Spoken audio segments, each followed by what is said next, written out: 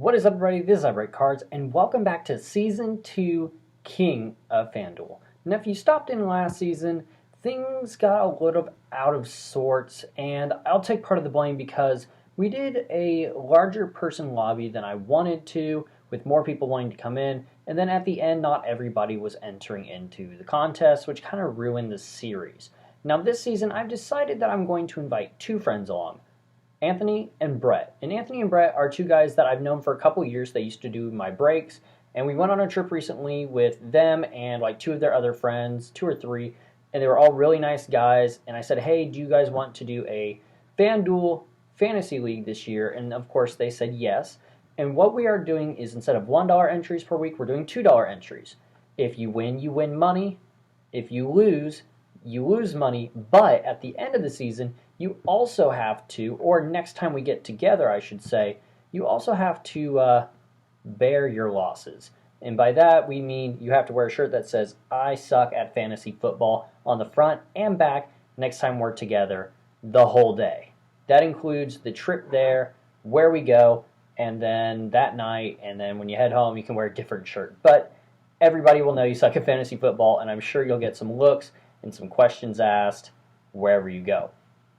However, I will say we're also making this different. As you guys can see my lineup right now, you'll notice that there are some discrepancies. There's some differences. We're not going to go all full-out try-hard mode. We're actually going to challenge ourselves through challenges. And by doing that, I'm hoping to make this more interesting and more fun for us this year.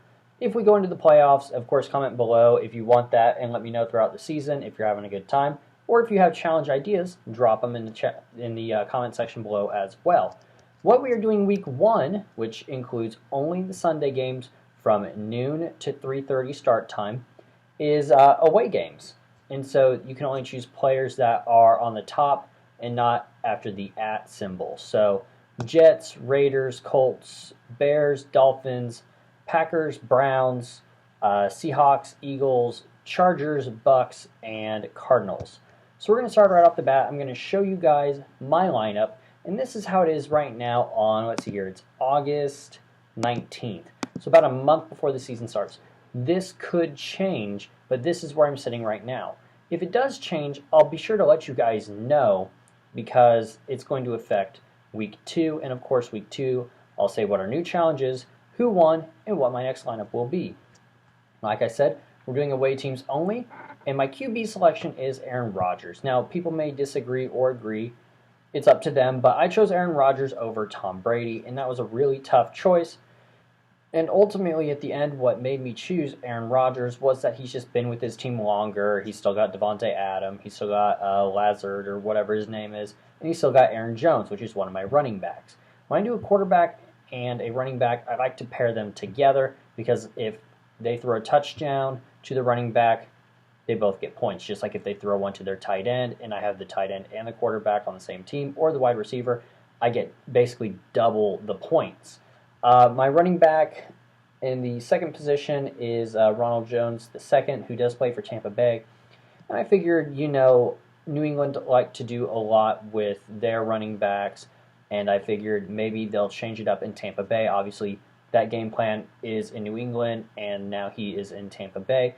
So we'll see what happens there, but I do like Ronald Jones there right now. Injuries could occur. Things could still happen. We'll move on. I want to give Aaron Rodgers somebody to throw to. Who better than Devontae Adams?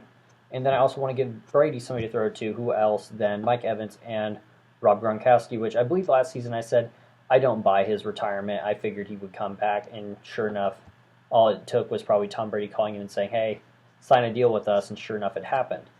And then I do have Odell. I chose Odell over Jarvis Landry just because I know how it went for Odell last season. He was frustrated, he was angry, but he had a few games where he popped off, and that's one where I'm iffy.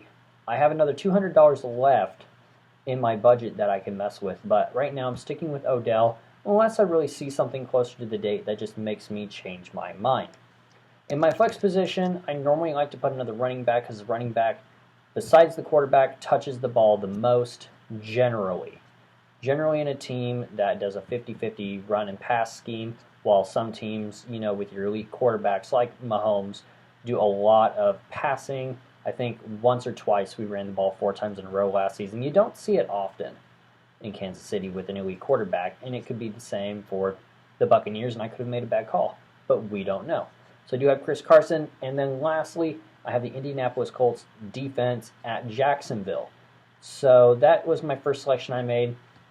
Gardner Minshew's had some good games, but I don't think the Jaguars are a overly strong team. I think they're a semi-good to good team, and that's just me speaking from not one, watching any college football and knowing who they're getting, and two, not having any preseason football to watch. So I'm going to do a quick check here and make sure that I only have away players, and the way I do that is just make sure that the